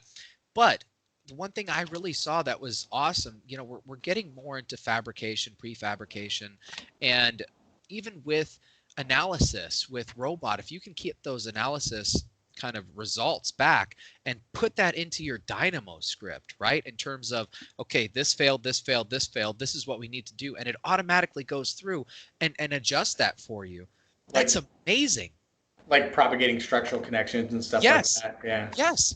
So, as we move towards this integrated, project delivery type scenario where we have concurrent engineering going on at the same place, detailers are working with engineers to kick this out faster. As we get to this place, it just makes life a little bit easier as they're running these Dynamo scripts to not only get somebody bring you another beer, because that'd be awesome. Yeah, she brought me another beer. Hey, Adrian. Joey says hi. She says hi, Joey. Oh man. Damn you, wife, bring me another beer. Just kidding. I love you. She's pregnant. She gets passed. I am excited, like, man. I just drank my last beer. No, I'm still 2/3 of the way. This is my third beer out of this session, and I'm like 2/3 of the way through, so I'm good. But we've been taking advantage of all the COVID sales, and Home Depot's got these appliances on sale, so re-outfitted our kitchen. It's didn't get them delivered yet because I don't have the space, but can't wait because I'm gonna move the fridge up there down to the garage or in here, and I'm gonna have a beer fridge. Nice. So excited, man. I'm about to gain 40 pounds. Have a bigger beer gut. Just kidding. America. Give me a Trump hat. No, I'm just kidding. Can't get into politics. Bringing politics on the friggin' podcast. Just so everybody knows, I hate all politicians equally. They all suck. Yeah, yeah. Doesn't matter who you like. That's it. That's my politics. Anyways, no red or blue. It's all red, white, and blue. Damn straight, man, America. Well, at the end of the day, here's my political philosophy. At the end of the day, you are responsible for your own. Make the decisions, that best suit you and your family for your life. Yep. And don't look for any saviors. That's it. Anyways, that said, we were talking about propagating structural connections, fabrication. So as concurrent engineering, concurrent, I can't speak. Yeah. Concurrent engineering becomes more commonplace. Detailers and engineers kind of working at the same speed, at the same time rather. Dynamo scripts become really life-saving rather because they allow the engineer to run those analyses more quickly. Analyses or analyses? I think it's analyses. Analyses, yeah, more quickly, which yeah. The pie or octopuses? Actually, I heard it's actually octopuses, not octopi. Oh no. Yeah. Apparently, we've been wrong this whole time. Anyways, these analyses to get the answers more quickly. Therefore, it allows the structural detailers to get in there. But a lot of their detailing can be automated. Yes. Not automated, but. Well, it's not automated, but it is at the same time. Yeah. You're putting in the parameters. Right? Yeah. You're telling it what you need. Yeah, that's exactly it. You're like, well, okay, if this material touches this material, I need a space plate in between it. Yeah. Buffer. Yeah, something like that.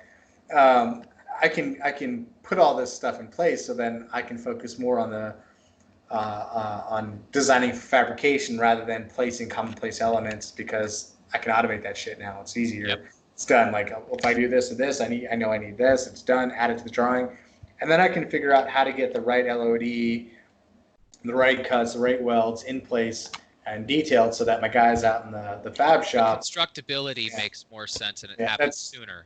It is, and that's key. That is really big, and what we need right now is that we need that constructability to happen sooner in the design itself. We can't do that. We need something to automate that or help us automate that. I've been very fortunate in my my professional career. I've got a great relationship with a lot of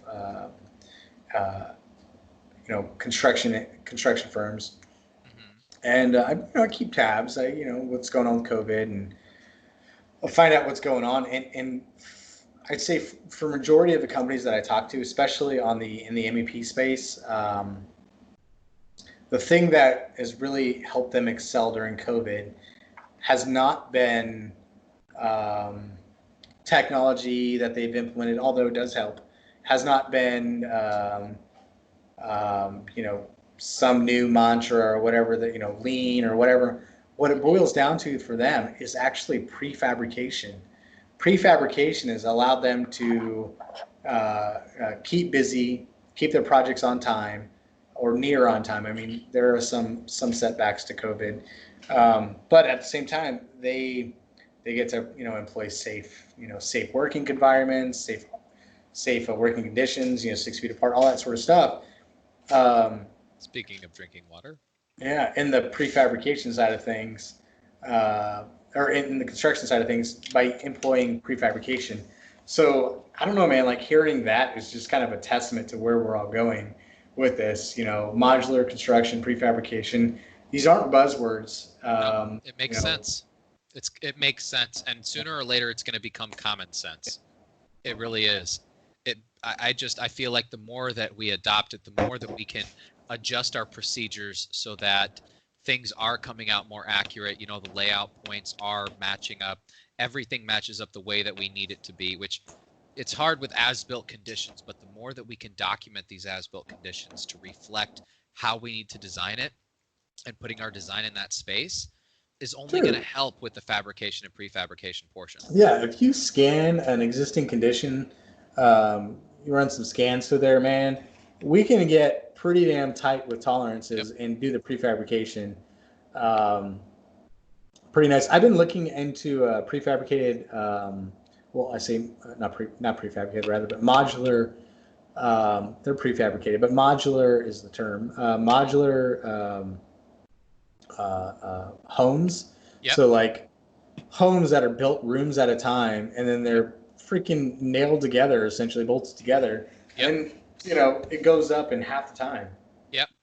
It's Yep. crazy. Which, you know, what's funny, there's a huge stigma around that with the housing market because people, like a lot of lenders, are saying, no, those houses aren't of quality. They're modular. They're put together, Oh, right?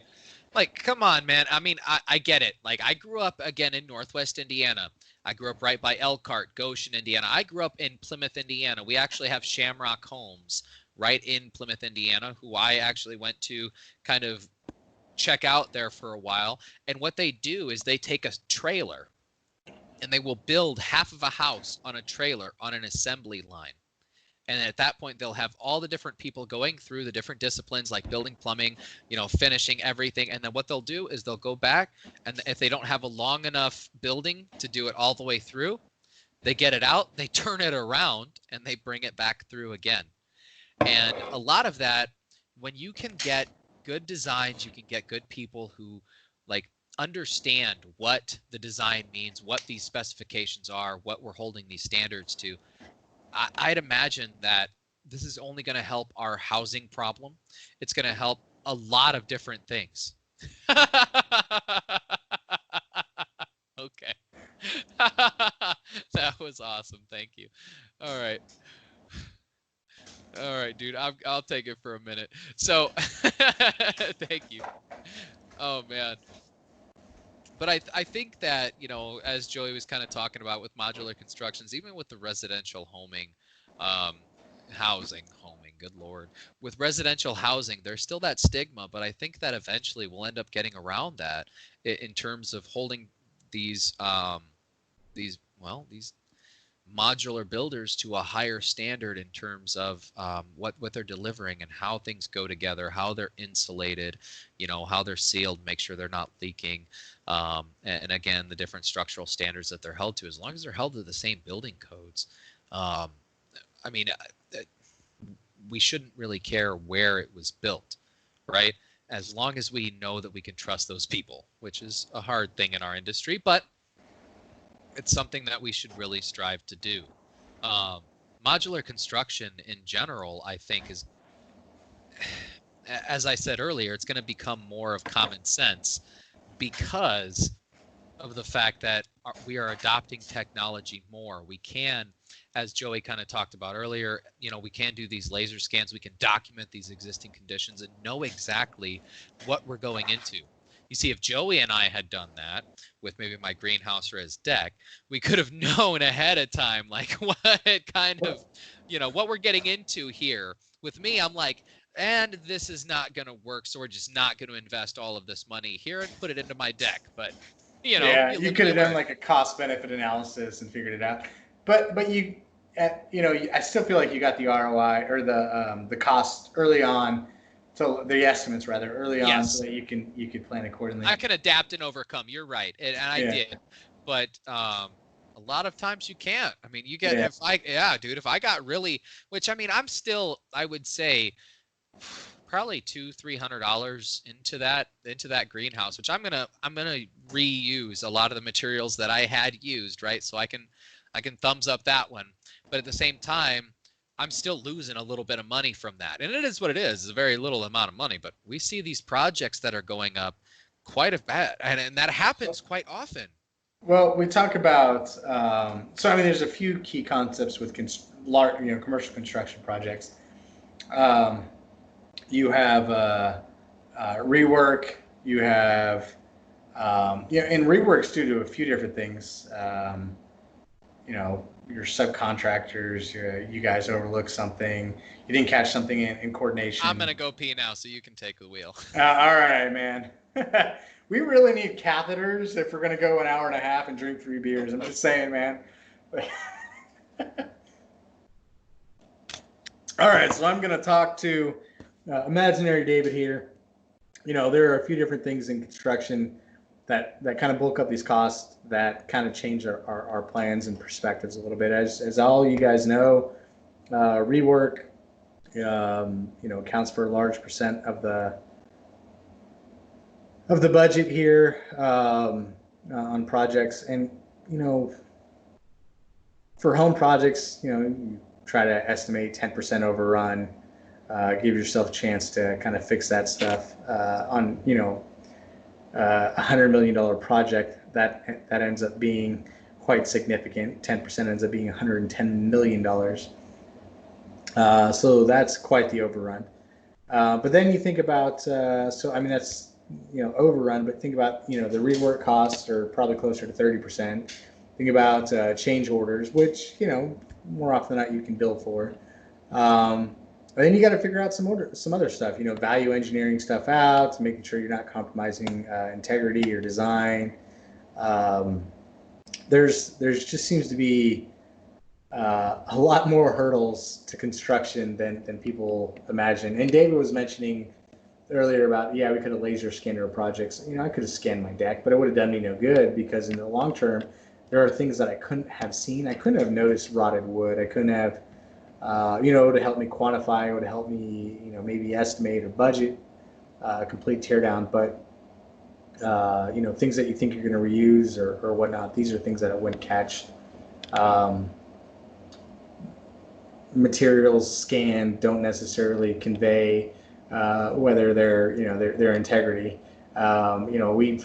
We've scanned concrete and it's been hollow or whatever. There's things that you just don't know. But that said, it's true. Scanning. I was talking about while you were on your bathroom break. You're talking about, dude, need catheters, man. I'm saying. Yep. You get a long pause. You're like, Dave, what are you doing? You got this blank look of fury on your face, like, oh. Dave's peeing. No, I was talking about had I scanned my deck, how it probably wouldn't have helped me. It would have been cool. I'm all for scanning. It would have been cool to see, but you'd had really to. I had rotted wood. How do you see rotted wood? You'd have had to get really up and close and personal to that. Yeah. So that brings me to another thought.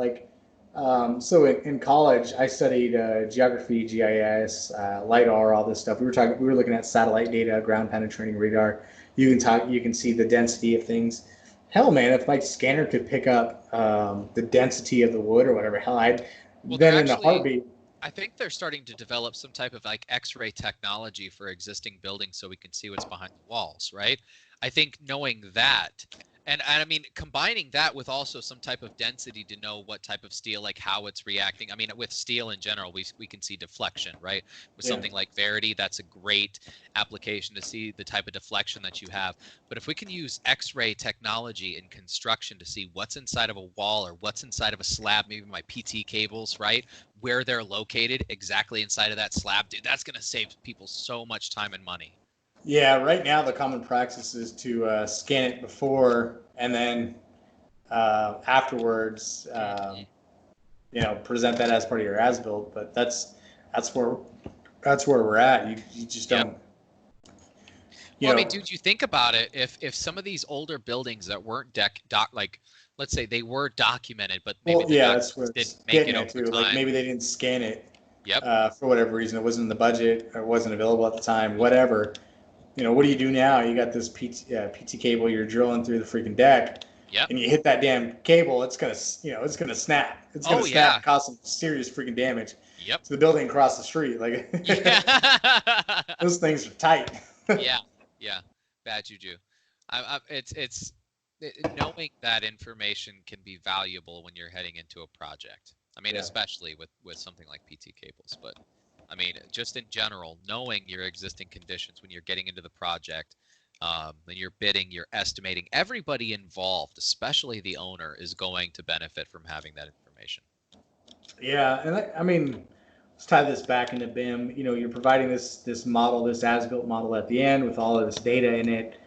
People are able to accurately view this information in the future. Maybe Yep. it's not survey grade, but whatever. They have something. They have a starting point. It's in Yep. their FM system. It's in a repository for them to access at a later date. Um, it makes managing that building a whole of a hell lot easier in the life cycle of that building. And you and I had this great conversation. It was based off of like a LinkedIn post. It was based like the deconstruction of a building would be so much easier if we had the BIM models. Yes, it would be. It really would be. I mean, I'd look at it from more of a demolitions kind of standpoint too. Like, I mean, well, it's not just demolitions; it's in terms of knowing what you can save, what you can reuse, and That's the yeah. I know. yeah, dude, heck yeah, it is. I'm all No, about reduce, reuse, and recycle. No, I'm kidding. We have a if I'm going to get on that tangent, I think that we have a huge issue with recycling in this country, and the fact that you pay for, like, let's say glass and plastic and everything, the amount that you pay for it, and then you pay somebody to haul it away, who actually gets paid from someone. They buy it from them to recycle it and then put it back out into the market for you to pay for again. I think that's pretty weird, but that's another kind of tangent there. Keeps the economy going, I guess. It I does don't keep know, the man. economy going, but I'm it's sure some of that goes to like the efforts to reusing that rather than creating new plastics, all this stuff. I mean, like that's it's good. an economy. Yeah, I mean it makes sense, but That part makes sense. I don't know. I see we have a very flawed system. I used to work for a paper mill, and I'd see how everything was kind of recycled and how they'd take in different types of let's say paper and then cardboard, and what they're accepting, what they're not accepting, the different recycling plants that you go to, how they do it. And it's just like, okay, well, I mean, it works for what we have, right? It works for right now, but yeah. you see so many different ways that we can improve that. Yeah, well, biomass generators are going to be the big thing for us in the future, allowing us to capture that as energy. The gas. Um, yeah, the gases, the burning it for fuel, that sort of stuff. Like it makes sense. Yep. But the biggest issue for me in recycling though is recycling in construction because construction accounts for like I forgot the statistic, but it's like 25% of all the waste in the U.S. Is it really? I thought it was, yeah. It was like every project, there's like 40% of the project is waste, or 40% of the project. 40% of the materials, maybe. I don't know. 40% of the materials, yeah, going onto that project, something like Yeah, that. I'm not sure. I'd have to relook at that statistic, but a Don't significant quote amount. us on statistics. But a significant amount of the waste in the U.S. is from construction, and whether you're conservative or you're a liberal, whatever, you can all kind of identify with the fact that we're wasting 40%. money. Yeah, it actually is in the U.S. alone. An estimated 251 million tons of consumer solid waste is generated, and as much as 40% of this waste comes from construction projects. So 40% of all waste in the U.S. comes from construction. Of all the U.S. comes from construction. Actually, this might be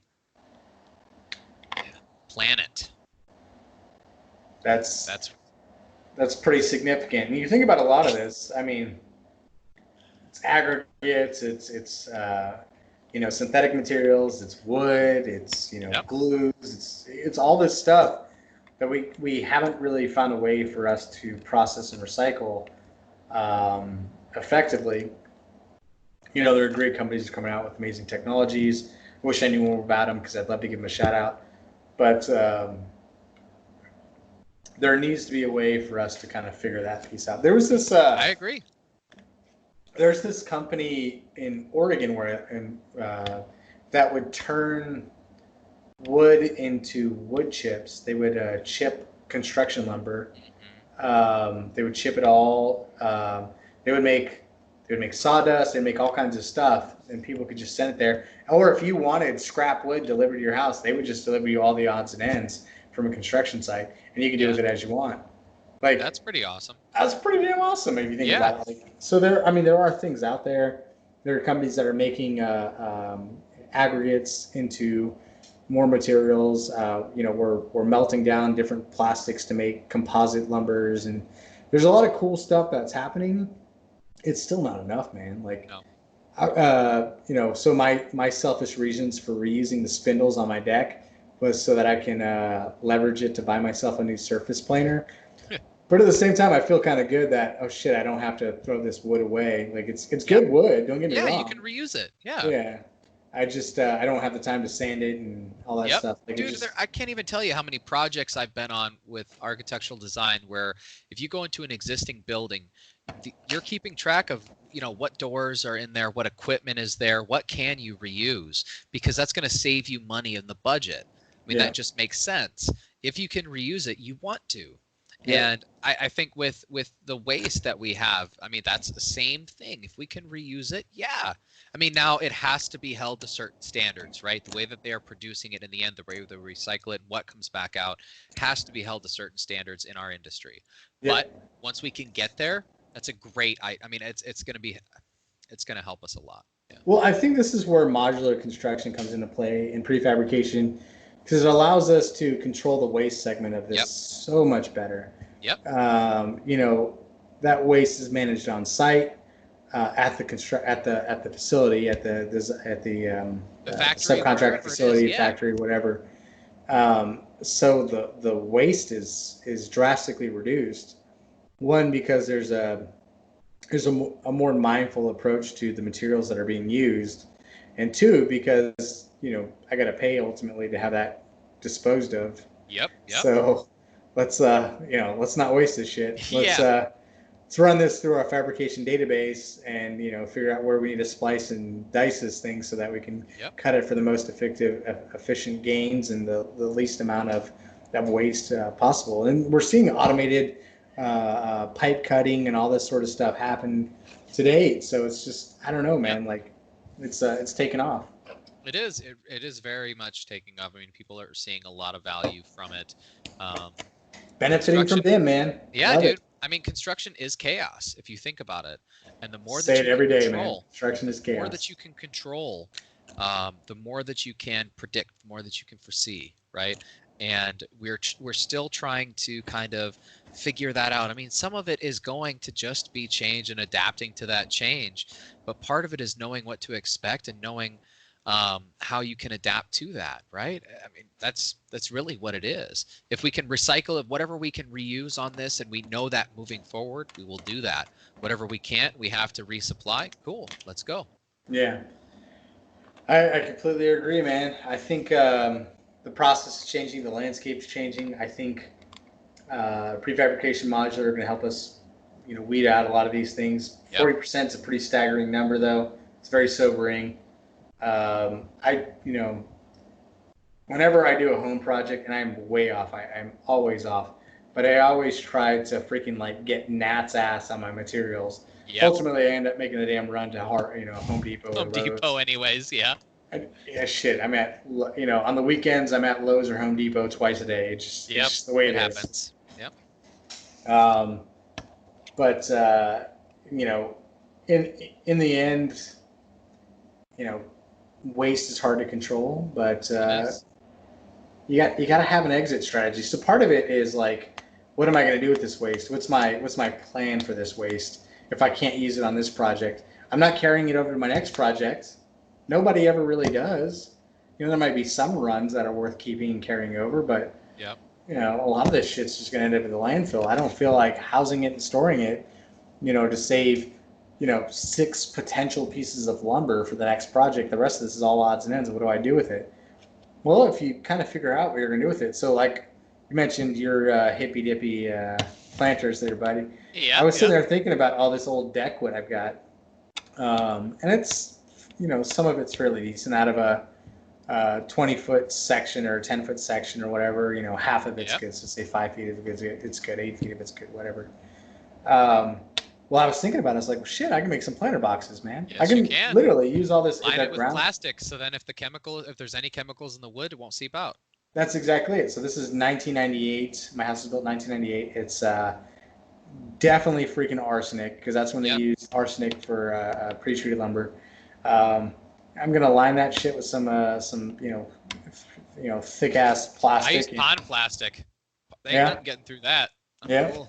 Yep. I'll line it with some heavy duty plastic. I'll put some some Brahma dirt, some good old topsoil in there or something, and Compost. yeah, we'll start growing some stuff. I'm actually looking around my neighborhood, and my house is at the bottom of one hill, but it oversees another hill. And I'm looking around and I'm seeing, I'm like, that guy over there's just made a garden. That guy over there's just made a garden. Like that guy over there's just made a garden. It's COVID-19. It's making people want to grow their own food, man. It is. Now I'm like, shit. All right, let me get on this bandwagon. I got all this lumber, man. Might as well do something. Might as well do something. Hell yeah. But shit, All right. man. We're an hour and 45 minutes in. Yeah, I'm we about to finish with my last beer. I know we've got 3 weeks of catch up, but I think we're We'll going to have only to go spare so this far. one for the next one. Yeah, we'll have to spare. Yeah. So I don't really know the theme of this one, other than catching up, because we talked about everything and anything. But yeah, I think we did cover some good topics today, though, with modular, prefabrication, scanning, BIM. waste. Waste. Yeah. I do think that the weather's getting warmer, and we need to start planning accordingly. Yep. And brew some fucking beer. Dude, I'm down. Let's do it. Let's go with what is actually brewing with me. Let's do that, man. If we plan today, we can make this happen in 3 weeks. So what are you thinking? What are you going to brew? What kind of beer? I'm a sucker for the IPAs now, man. Dude, do an IPA. I'm always down for like a hazy IPA. I love the hazies, like the tropical hazy IPA. Yeah. Red ales. Oh, I love the porters, though. Ooh, a Scotch ale would be good, too. Oh, Scotch would be so good. Well, let me wrap up my deck this weekend, and then I'll start thinking about it. I got to get through one project. I got something for you guys. Everybody out there, because I know you are all, maybe not all of you, but most of you are connoisseurs, right? There is a documentary on, I think it's Hulu or Netflix, called Neat, and it's the history of bourbon. It is fantastic, awesome. Just to give you a overview of like what bourbon is, where it started, what the qualifications are in order for it to be called bourbon, and of course they've got some little things in here, like of course so and so accidentally, they told them to char the inside of this barrel because there was stuff inside of it, this oak barrel, and that's how they want to do it, and then they got bourbon there, or it's just different things. It's very quirky, but it's cool. It's a good watch. I'll have to check it out. And for those of you that are beer connoisseurs, I suggest you check out this little documentary called The Brews Brothers. It's not a documentary, I'm just fucking with you. It's made by the same people that made The League, and two brothers opened a brewery, I think in Portland, Oregon, if I'm not mistaken. I don't remember, somewhere. But it's called Brews Brothers, and it's got the same irreverent humor as The League. So if you're into that, check it out, man. Yeah, I have to check that out. All right, Brandon. All right, thank man. You very much. Everybody, thank you again for joining us, and we look forward to having you for another episode. Hell yeah. All right, man. Till next week, or later this week, whenever we record. Take it easy, guys.